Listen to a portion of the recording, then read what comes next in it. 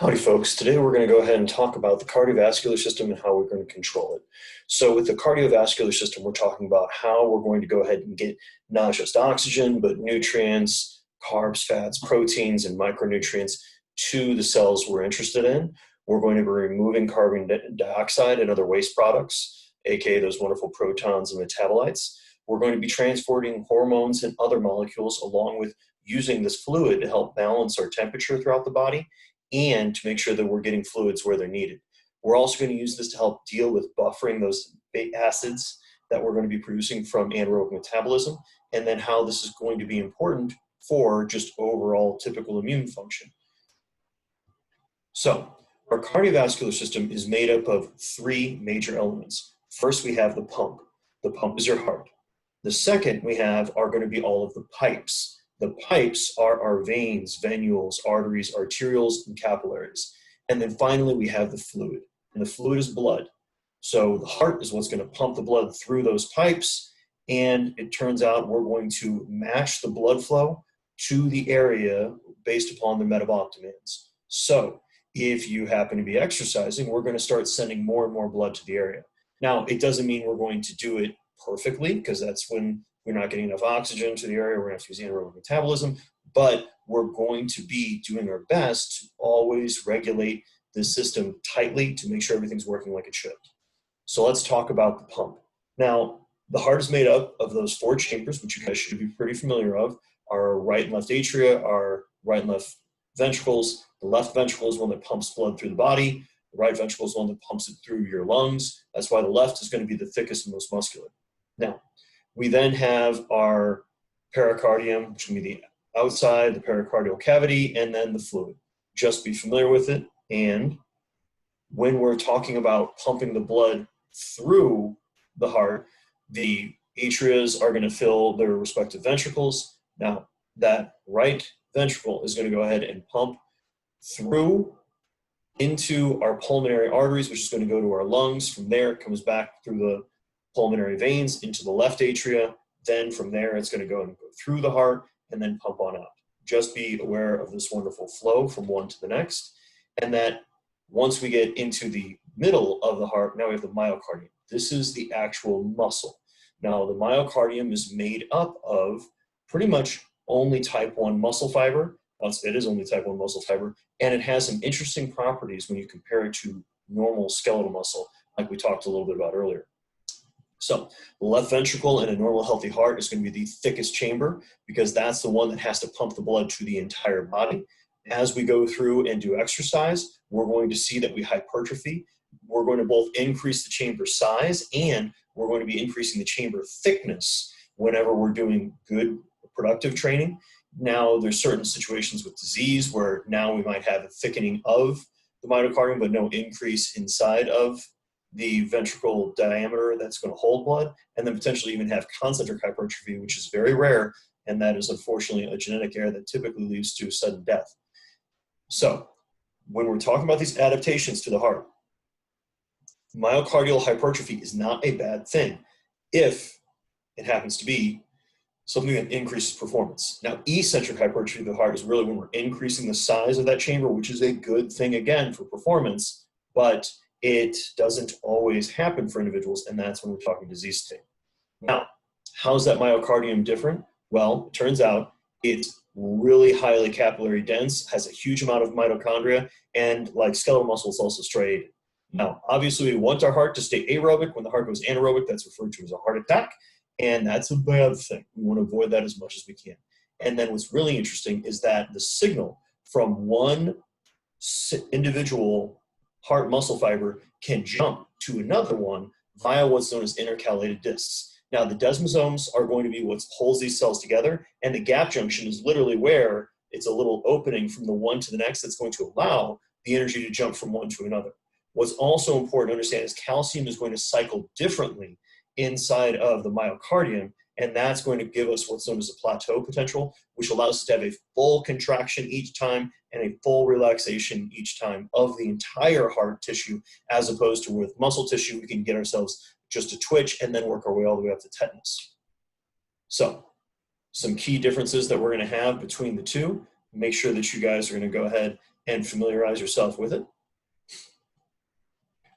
And I like this figure because it gives you guys a kind of a graphical difference where you can see how the two are going to be different, and then also how the stimulation, how they're going to function is going to be different between the two. Now, we obviously want to keep the heart aerobic, so we've got a huge amount of blood supply. We've got any artery that's essentially fueling our heart, that's what's known as a coronary artery. So the right does the right side of the heart, left does the left side of the heart, and then unfortunately, whenever we happen to have any version of plaque building, also known as atherosclerosis, that in turn is going to cause blockages, which eventually those blockages can obviously lead to a complete cessation of blood flow to areas of the heart, and when that happens, that's a heart attack. So when you hear about double bypass, triple bypass, etc., that's trying to put in new vasculature around those areas of the heart so that there's no longer going to be the issue of diminished blood supply to those areas. Now, one thing that is a little bit harder to see if you really kind of zoom in, you see what's known as anastomosis, and that's where you have a junction of vessels. So it's now the vessels have literally grown together. So you have effectively blood flow on both sides, which is a great thing because if we have blood flow on both sides, we're going to be able to maintain that blood supply to the heart from both directions, which effectively is going to give us a healthier heart in general, but it's also going to make us less likely to have issues with myocardial infarctions, which aside from obviously diet and then genetics and lifestyle, exercise is something that really helps diminish the risk of heart attacks. So what's really interesting about the heart is the heart effectively, it causes itself to contract, and this is what's known as spontaneous rhythmicity.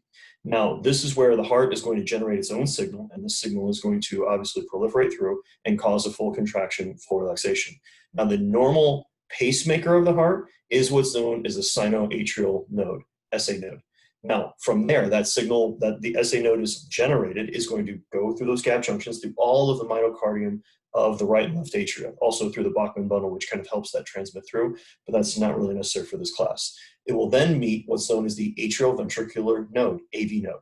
Now, once it meets the AV node, it's going to go through what's known as the AV bundle, sometimes referred to as the bundle of His, go through the bundle branches, and then go through the Purkinje fibers, and then finally at the end of the Purkinje fibers, it's going to go through the ventricles themselves, the myocardium of the ventricles, and that's going to cause then the ventricles to contract. So what we're going to find is the heart without any innervation from anything else is going to typically sit at about 100 beats per minute. Now, we're going to see that number to go down when we have increased vagal tone, and that's from the parasympathetic nervous system, which is going to have normal people, or most people's resting heart rate somewhere in the 60s, 50s, hopefully, obviously lower for someone that's healthier.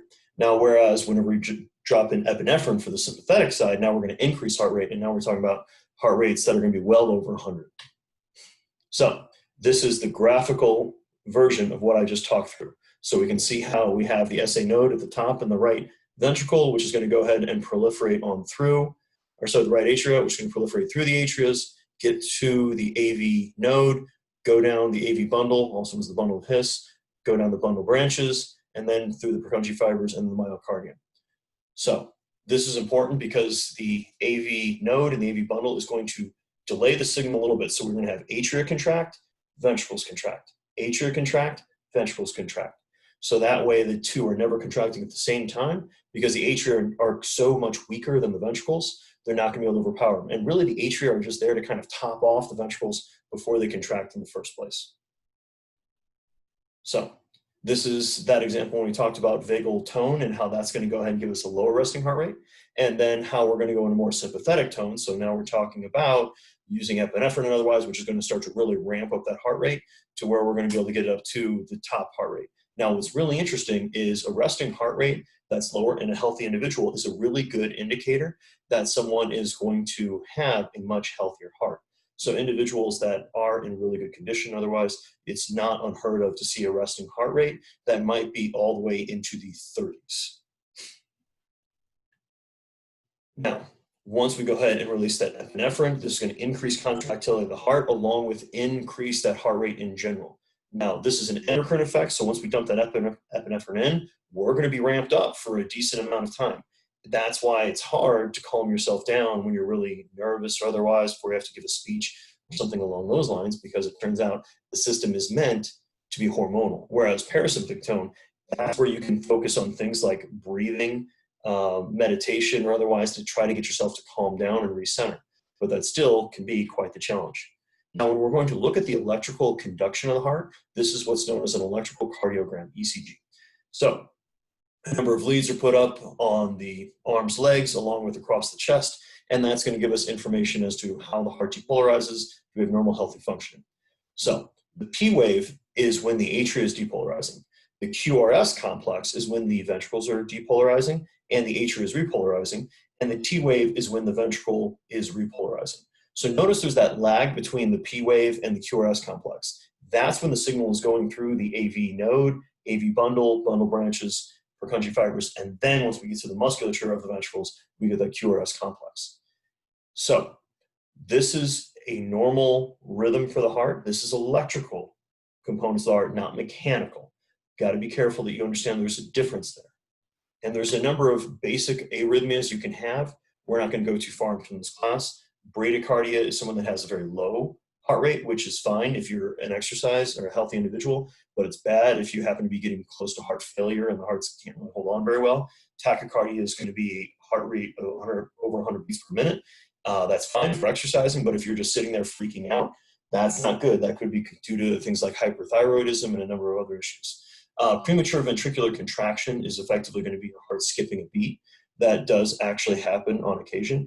Atrial flutter is going to be when your atrias, your SA node is firing way faster than it should, but your AV bundle will actually slow that down so your ventricles won't be going the same pace. So you'll see a lot of P waves, and then just the normal QRS complex is a little bit faster than what you think, but nowhere near as fast. Atrial fib is whenever it's contracting completely out of control. Ventricular tachycardia is when the ventricle is just kind of taking off on its own, which can happen. And then ventricular fibrillation is when the ventricles are contracting in an uncoordinated manner. This is literally, if you have ventricular fib, you're unconscious. Your heart literally isn't beating. And that's when you have to use an AED to literally shock someone to reset the rhythmicity of the heart to get it to go through and depolarize and repolarize in a coordinated manner. So our next cycle is just going to be the linking between everything that's going on the one side and the other as we happen to be looking at what's going on. Diastole is whenever we're relaxing. Systole is whenever we are contracting.